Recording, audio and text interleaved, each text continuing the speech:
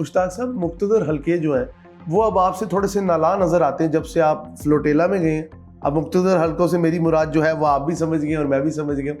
مجھے ایک بات بتائیں, آپ کو کیا لگتا ہے کہ اب دوبارہ جب آپ جائیں گے, آپ کو چلے پہلے تو کچھ سین وائسز تھی جنہوں نے آپ کو سپورٹ کیا پاکستان کے اندر, کیا آپ کو دوبارہ ایران یا یہ جو فلوٹیلا لے کے آپ ادھر جائیں گے غزہ والی سائڈ پہ, do you think people will support you? دیکھیں حمزہ صاحب, اسٹیبلشمنٹس فلسطین جانے پہ صرف مجھ سے ناراض نہیں ہوئی تھی, اگرچہ میرے فلسطین جانے سے اسٹیبلشمنٹ ایکسپوز ہو گئی. وہ تو جب اس وقت جب جنرل باجوہ کی ایکسٹینشن ہو رہی تھی اور پورے 450 کی پارلیمنٹ میں صرف میں تھا کہ جنہوں نے لیجسلیشن اس کے مقابلے میں جمع کرائی اور آخر وقت تک وہ واپس نہیں لی.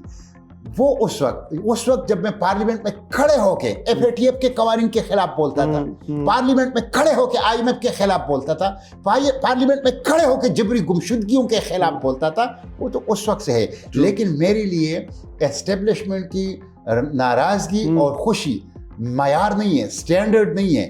میرے لیے اصول, پاکستان کے عوام, پاکستان کا قومی مفاد اور میرے اصول, یہ میرے لیے سٹینڈرڈ ہیں. میں اسی کو پیش نظر رکھتا ہوں.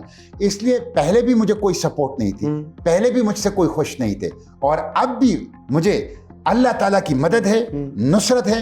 میں اس میں نہیں پڑھتا کہ میرے ساتھ ایک بندہ ہے یا 1 کروڑ ہے, میں اس میں پڑھتا ہوں کہ کیا میں حق پر ہوں, سچ پر ہوں, درست راستے پر ہوں. جب مجھے یہ اطمینان ہو جائے کہ میں حق اور سچ اور درست راستے پر ہوں اور یہ میری ضمیر کی پکار ہے, پھر میں یہ پرواہ نہیں کرتا کہ میرے ساتھ ایک بندہ ہے یا 1 کروڑ ہے, اور پھر میں یہ پرواہ نہیں کرتا کہ مجھے موت سامنے آئے گی یا کامیابی ملے گی.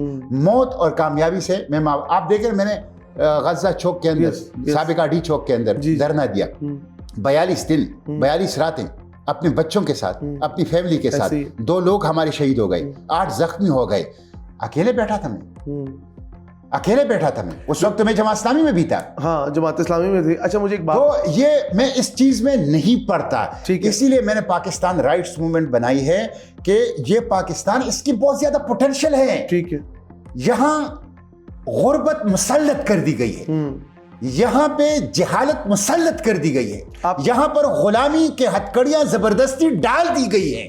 ہم عوام کو جگائیں گے تاکہ غلامی کی ہتھکڑیوں کو توڑ دے, اس جہالت اور اس غربت سے اس ملک کو نجات دلائیں. آپ کا ماننا یہ ہے کہ ہمیں غربت ہمارے پہ ڈال کے کہا جاتا ہے کہ یہ اللہ کا عذاب ہے؟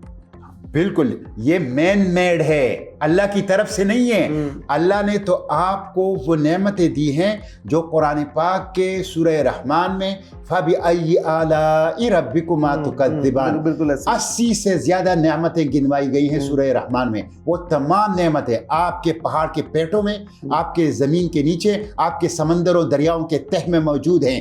یہ جو غربت ہے, یہ جو جہالت ہے, یہ جو قرضے ہیں, یہ جو غلامی ہیں, یہ اشرافیہ کے نام پر بدماشیاں استحصالی طبقے نے مسلط کر دیے, اللہ کی طرف سے نہیں ہے. یہ ان لوگوں کی طرف سے ہے جو مافیا کے نام پر ہمارے اوپر قبضہ کیے ہوئے ہیں. انہی سے نجات ہم پائیں گے.